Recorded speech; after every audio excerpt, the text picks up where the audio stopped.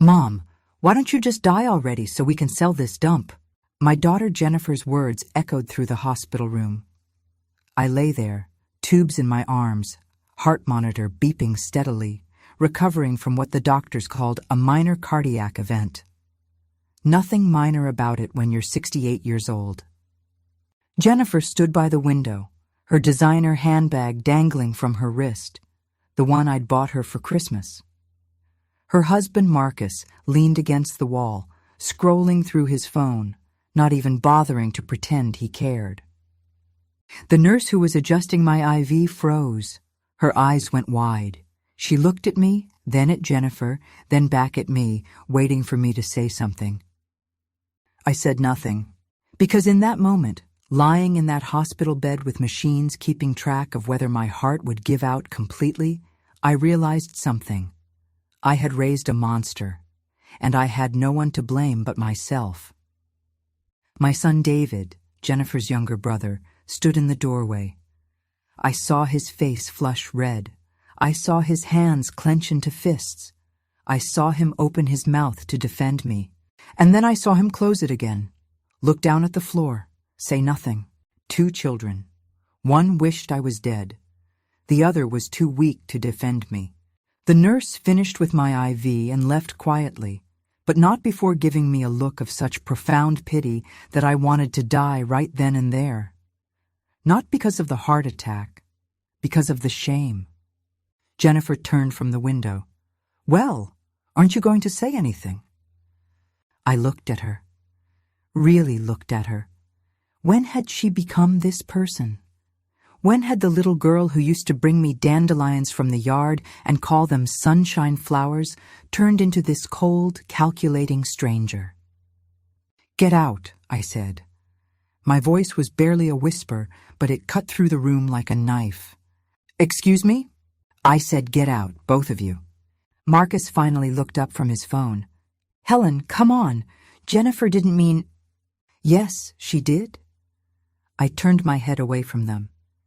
"Get out of my room, get out of my hospital, and don't come back." "You're being dramatic," Jennifer said, but I heard the uncertainty in her voice. She wasn't used to me fighting back. I pressed the call button for the nurse. "Mom, if you're not gone when the nurse gets here, I'm going to tell her exactly what you said. And then I'm going to call security. And then I'm going to call my lawyer." The silence that followed was beautiful. Jennifer grabbed her purse. "Fine, we're leaving, but don't expect us to come running when you actually do die." "I won't," I said to the ceiling. I heard their footsteps retreat. The door closed, and then I was alone. David still hadn't said a word. I turned my head to look at the doorway. He was gone too. The tears came then, hot, angry tears that I hadn't allowed myself to cry in years. Tears for the mother I had been, tears for the children I had raised, tears for the family that had never really existed except in my desperate imagination. But let me tell you how we got here. Because this story didn't start in a hospital room with my daughter wishing for my death. It started 35 years ago when I made the first of many mistakes that would lead me to this moment. I met Gerald Patterson when I was 28 years old. He was handsome, charming, successful, everything a young woman in 1985 thought she wanted. He was a real estate developer, always talking about his next big deal, always confident that fortune was just around the corner. We married 6 months after we met. Too fast, everyone said, but I was in love, and love makes you stupid. Jennifer was born a year later. David came 3 years after that, and for a while, we were happy. Or at least, I thought we were happy. Gerald worked long hours. I stayed home with the babies. We lived in a nice house in a good neighborhood. We had everything we were supposed to want. But Gerald's big deals kept falling through. The fortune that was always around the corner never materialized. We started living on credit cards. Then we started living on loans from my parents. My father, Robert Chen, had built a successful accounting firm from nothing. He and my mother, Grace, were immigrants who had worked themselves to exhaustion to give me a better life. and I repaid them by marrying a man who saw them as a bank. It's just temporary, Gerald would say every time he asked them for money. Just until this next project takes off. The projects never took off. My parents never said no. They loved me. They loved their grandchildren. And they believed, God help them, they believed, that family was everything. When I was 35, my mother died of breast cancer. It was fast, brutal, and devastated all of us. At the funeral, as I stood by her casket, my father pulled me aside. "Helen," he said, his voice thick with grief and something else, something that sounded like fear.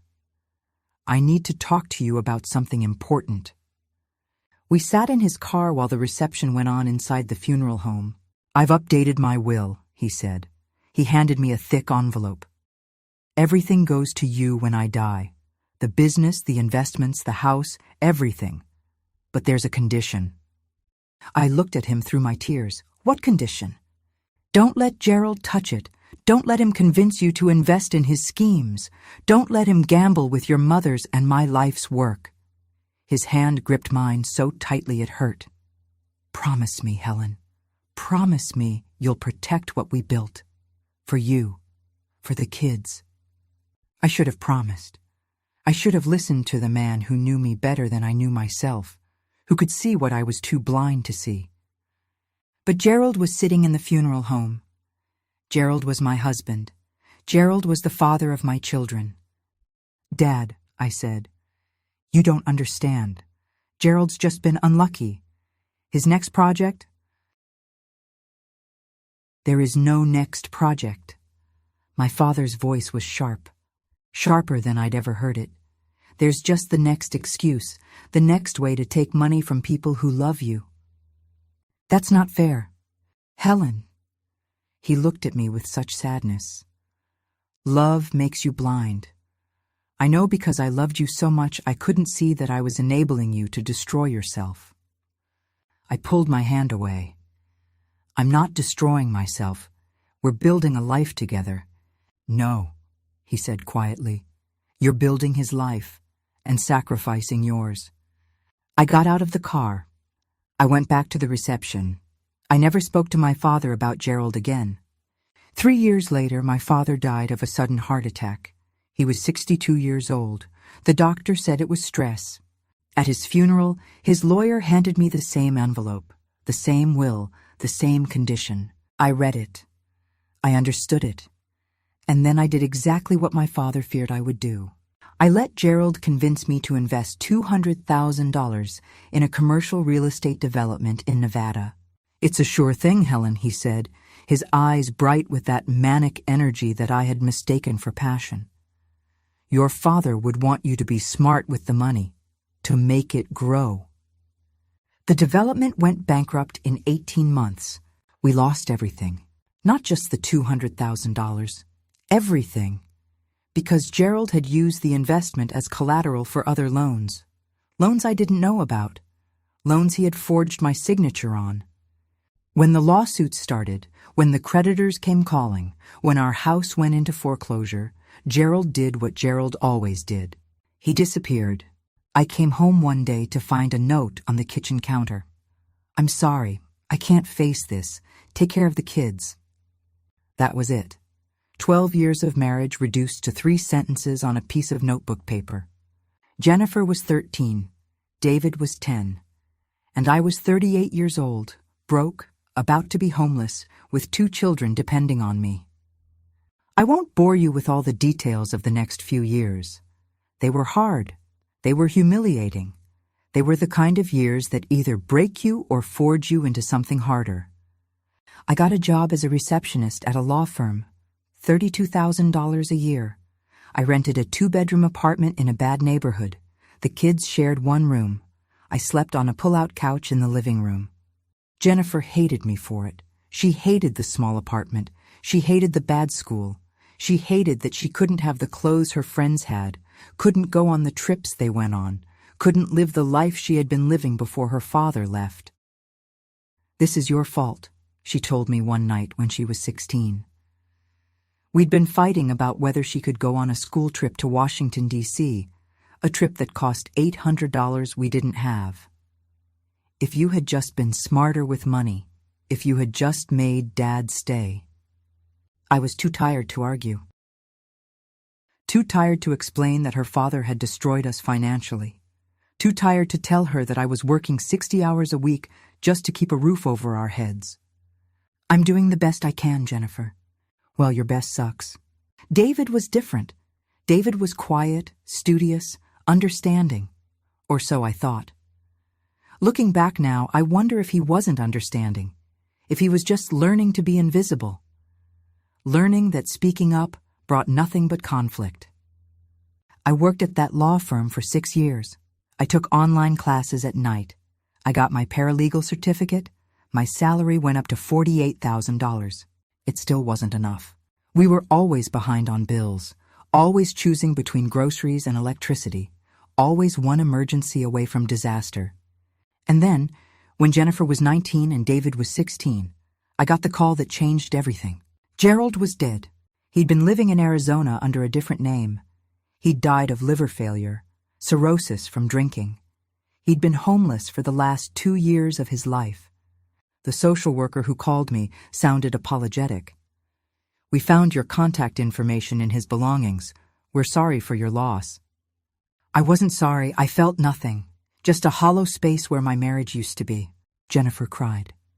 Not because she missed him. She hadn't seen him in 6 years, but because she had been holding on to this fantasy that one day he'd come back, successful and sorry, ready to give her the life she felt she deserved.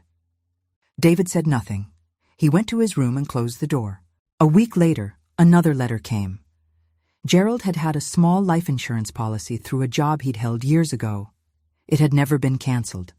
The payout was $50,000. $50,000. It wasn't the fortune my father had left me that Gerald had destroyed, but it was more money than I'd seen in years. I should have saved it. I should have invested it wisely.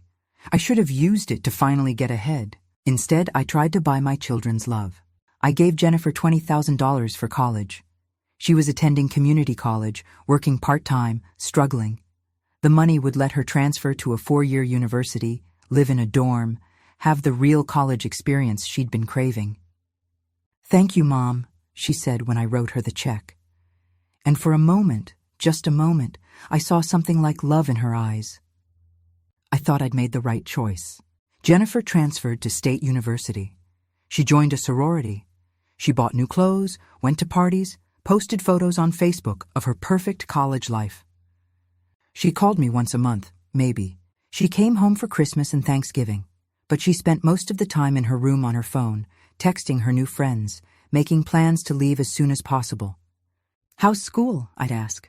"Fine," she'd say. "Do you need anything?" No. That was the extent of our conversations. David got $15,000. He was about to start his senior year of high school. I wanted him to have money for college, for a car, for whatever he needed. "Are you sure, Mom?" he asked when I told him. "That's a lot of money." "You deserve it," I said. "You've been so patient, so understanding through all of this." He hugged me, a real hug, the kind I hadn't gotten in years. I kept $15,000 for myself. I finally paid off the credit card debt that had been hanging over me for years. I put some in savings. I bought myself a new mattress, the first new mattress I'd had in a decade. For a while, things felt okay.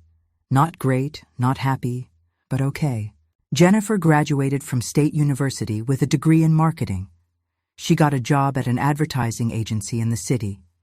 She rented an expensive apartment with 2 roommates. She posted photos of her fabulous life on social media. She visited me once every few months, usually when she needed something. "Mom, my car broke down. Can you help with the repairs?" "Mom, I need a security deposit for a new apartment."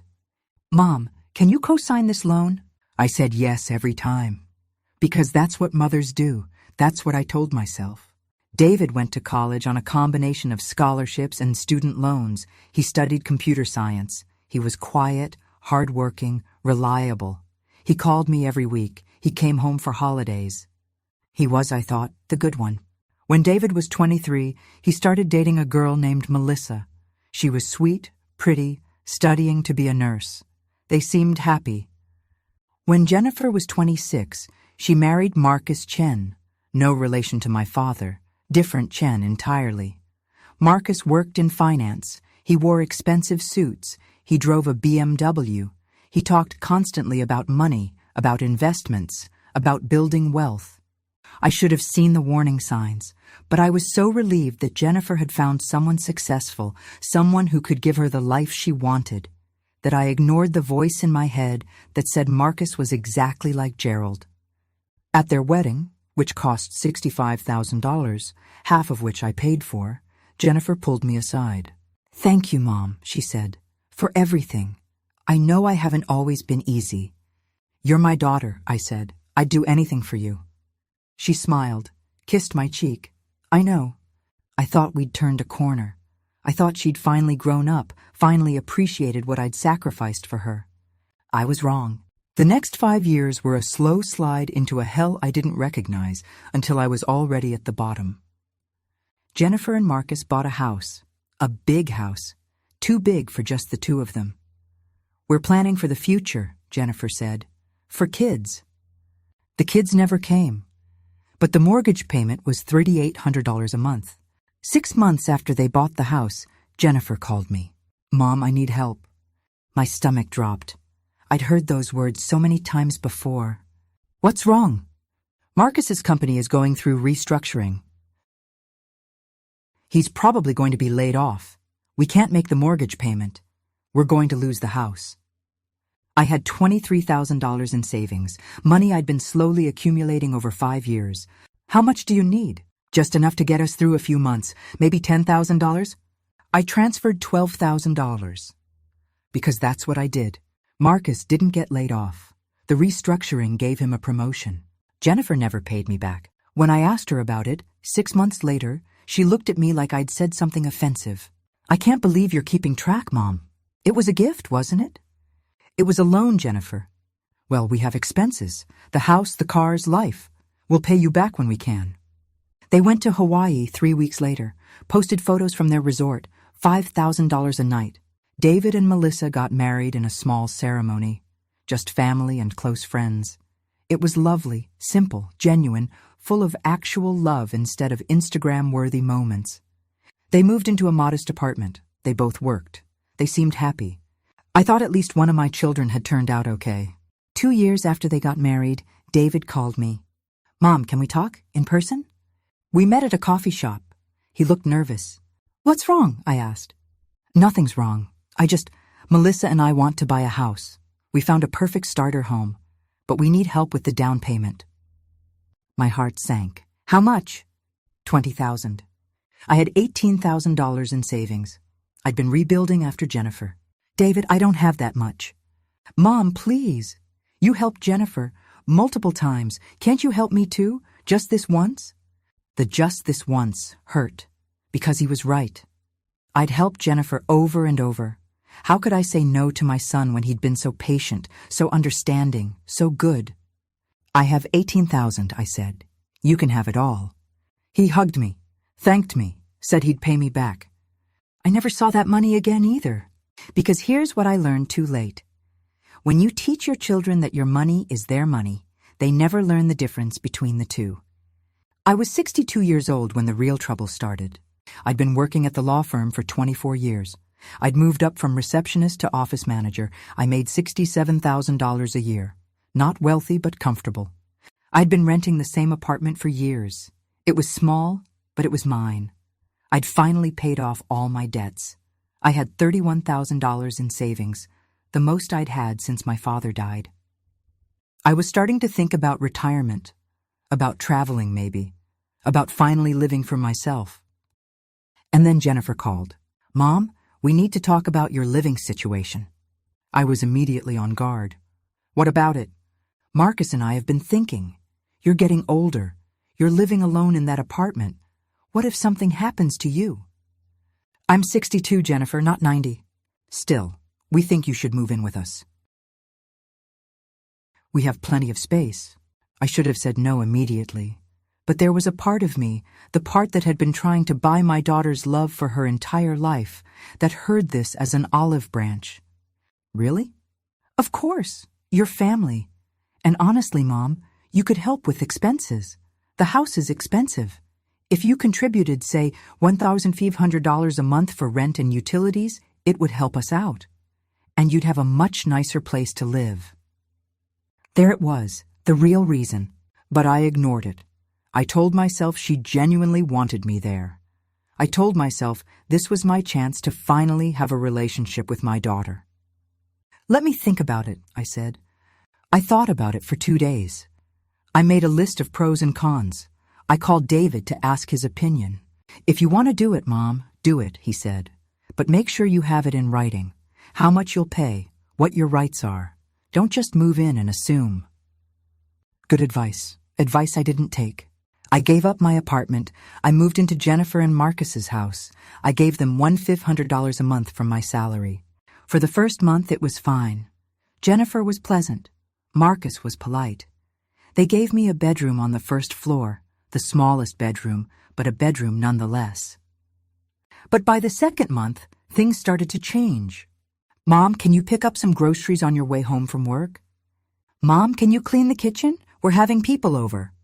Mom, can you do the laundry? We're so busy with work. I was paying $500 a month to be their maid, but I didn't say anything because I wanted this to work. I wanted my daughter to love me. 6 months after I moved in, I came home from work early. I wasn't feeling well.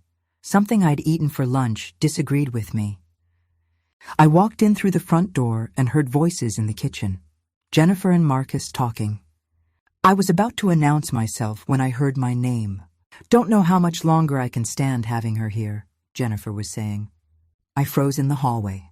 It's $1,500 a month, Marcus replied. Tax-free. That's $18,000 a year. We need it. I know, but God, she's so annoying. Always trying to have conversations, always asking about our lives. Can't she just stay in her room? She's your mother. I'm aware. But I didn't sign up for this. I thought she'd just pay rent and basically be invisible. I stood there, hand over my mouth, trying not to make a sound. Look, Marcus said, we need the money. Your spending is out of control. Do you know how much you spent on clothes last month? $4,000, $4,000. We can't afford for your mother to leave. Fine, but she needs to understand her place. This isn't her house. She's basically a tenant. I walked back outside, got in my car, drove aimlessly for an hour. When I came back, I pretended I'd just arrived. I smiled at Jennifer, asked about her day. She smiled back. Great, Mom. How was yours? I started looking at apartments that night. I had $3,400, that was it. Where had it all gone? I made $67,000 a year. I paid Jennifer $1,500 a month. That left me with over $3,000 a month for other expenses. I started going through my bank statements, and there it was, spread out over 6 months. Can you lend me $500 for a car repair? Jennifer. Can you help with the property tax? Just $200? Jennifer. Mom, we're short this month. Can you help with the mortgage? We'll pay you back. $2,000. Can you pay for the landscaping? It's only $800. Jennifer. Mom, my credit card is maxed out. Can you pay it off? I'll pay you back monthly. $200? She'd made one payment of $100. Over and over, little requests that didn't seem like much individually but added up to everything I earned. I was 63 years old with $3,400 to my name. I'd given my daughter hundreds of thousands of dollars over her lifetime, and she thought I was annoying. That night, I made a decision. I started saying no. Mom, can you help with... No. Jennifer blinked at me. What? No, I can't help. I need to save money. But it's just... No, Jennifer. Her face darkened. Fine. Things got worse after that. The little courtesies disappeared. She stopped talking to me unless necessary. Marcus stopped bothering to be polite. But I started rebuilding my savings, slowly. $500 a month, then $800, then $1,000. And then I turned 65 and everything changed again. At 65, I had a decision to make. I could keep working. The law firm wanted me to stay, or I could retire. If I retired, I'd get Social Security, about $1,800 a month, plus a small pension from the firm, another $600 a month, total $2,400 a month. If I kept working, I'd make $67,000 a year, but I was tired, so tired, and my health was starting to fail. High blood pressure, arthritis, the beginning of what my doctor thought might be diabetes. I decided to retire. I told Jennifer over dinner. "You're retiring?" She put down her fork. "But what about the rent?" "I'll still pay the $1,500. "But won't you have less money?" "I'll have enough." Marcus and Jennifer exchanged a look. "Mom," Marcus said slowly, "we've been meaning to talk to you about the rent. The property taxes went up. The homeowner's insurance went up. We really need you to contribute $2,000 a month now." I laughed, actually laughed. "You're joking." "We're not joking," Jennifer said. "If you can't afford to live here anymore, maybe you should find somewhere else." "Jennifer, I'm your mother. And this is our house. We can't subsidize your retirement." Subsidize, the word hit me like a slap. "I've given you hundreds of thousands of dollars over your lifetime." "That was your choice, Mom. We never asked you to—" "Yes, you did. You've been asking me for money since you were 19 years old. Jennifer stood up. "I think you should move out." "What?" "Move out. Find a senior apartment or something. We need the space anyway." I looked at her, at this stranger wearing my daughter's face, this person I'd raised, sacrificed for, loved beyond reason. "Fine," I said. "I'll be gone by the end of the month." I went to my room and started packing. 2 weeks later, I had the heart attack. It wasn't a massive one. A warning shot, the doctor called it. But it was enough to land me in the hospital. David came immediately. He sat by my bed, held my hand, looked genuinely worried. "Mom, are you okay?" "I'm fine, honey." "You're not fine. You had a heart attack." Jennifer and Marcus came later, after work. Jennifer looked annoyed that she'd had to leave early. And that's when she said it. "Mom, why don't you just die already so we can sell this dump?" The nurse froze. David's face went red. Marcus kept scrolling his phone, and I finally understood that I had no one to blame but myself. Was in the hospital for 3 days. When I was discharged, David took me to his house, the house I'd helped him buy. "You'll stay with us," he said, "until you're back on your feet." Melissa was kind. She made me soup, set up the guest room nicely, treated me like I was actually wanted there. But I could see the tension. I could see the whispered conversations. I could feel that I was a burden. On my 4th day there, I called a lawyer. Not just any lawyer. The senior partner at the firm where I'd worked for 24 years. "Helen," Gregory Morrison said when I reached him, "I heard about your heart attack. How are you feeling?" "I've been better, Greg. I need your help with something." "Name it." "I need to update my will." There was a pause. "All right. Come into the office whenever you're feeling up to it." I went the next day. Greg's office was exactly as I remembered it. Dark wood, leather chairs, walls of law books, professional, serious, safe. "Tell me what you want to do," he said. I told him everything, about Jennifer, about Marcus, about the years of giving and the hospital room comment, about David's silence. Greg listened without interrupting. When I finished, he leaned back in his chair. "Helen, I'm going to be honest with you. What you're describing is financial abuse. What your daughter has been doing, it's elder abuse." I gave her the money willingly. "Did you, or did she manipulate you into giving it?" I thought about that. About all the times Jennifer had made me feel guilty for saying no. About how she'd framed every request as a crisis. About how she'd used my love against me. "Maybe a little of both," I admitted. "Here's what I recommend," Greg said. He pulled out a notepad. 1, we set up a trust. Your remaining assets go into it. You can't access the principal, but you get the interest. That means no one can pressure you into giving away your future. Okay.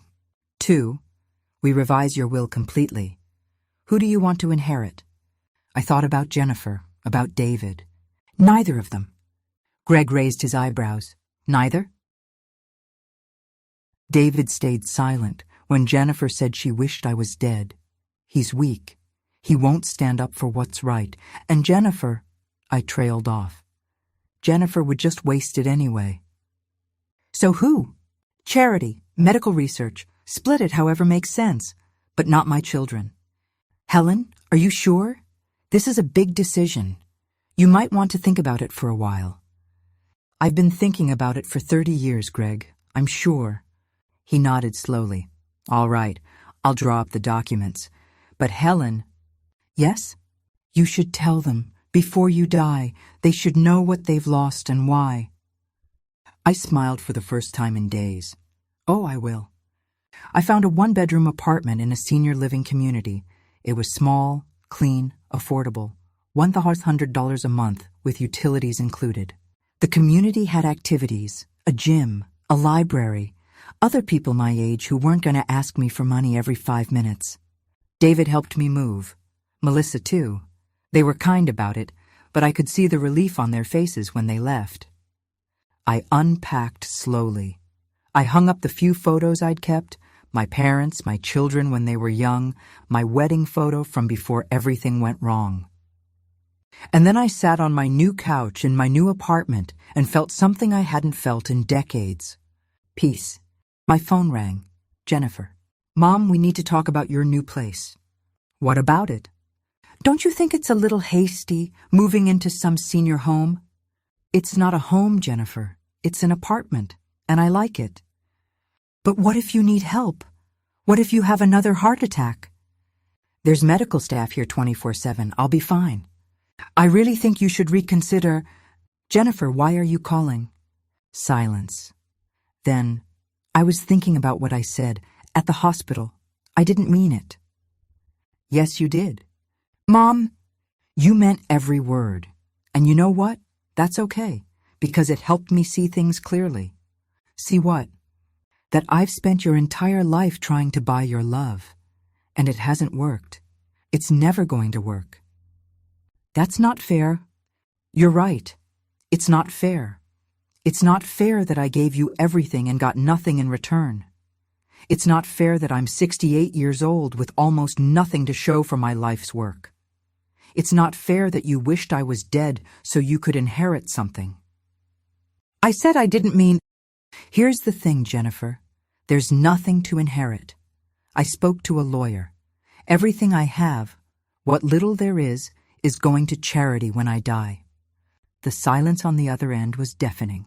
You're lying. I'm not. You'll get a copy of the will in the mail. You can review it with your own lawyer if you want, but it's done.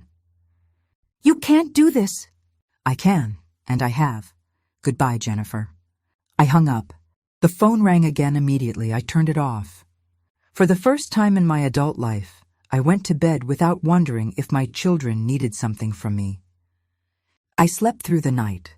The next few days were chaos. She showed up at my apartment building. I told the front desk I wasn't taking visitors. She sent emails, long, rambling emails that alternated between guilt-tripping, how could you do this to your own daughter, and threats. I'm going to contest the will. I'm going to prove you're mentally incompetent. I forwarded them all to Greg. She's really something, he said when we spoke. But she has no legal grounds. You're clearly of sound mind. The will is ironclad. David called once. Mom, what's going on? Jennifer says you cut us both out of the will. I did. Why? You know why, David. Because I didn't defend you at the hospital? That's part of it. Mom, I'm sorry. I should have said something. But Jennifer, she's always been like this. If I'd argued with her, it would have just made things worse. By staying silent, you made a choice. You chose her side. That's not fair. You're right. It's not fair. None of this is fair. But here we are. So that's it? 35 years and you're just done with both of us? David, I gave you both everything I had. Money, time, love, support. I emptied myself out for you. And when I needed you, just once, just for one moment, you couldn't even speak up for me. I said I was sorry. I know. But sorry doesn't give me back those 35 years. Sorry doesn't give me back the money I'll never have for my retirement. Sorry doesn't change the fact that you're weak. He hung up on me. I waited for him to call back. He didn't. 6 months passed. I settled into my new life. I made friends in the building. I took a watercolor class. I volunteered at the library. I lived on my Social Security and pension, $2,400 a month. After rent and expenses, I had about $500 left over each month. I saved it and lived my life with freedom.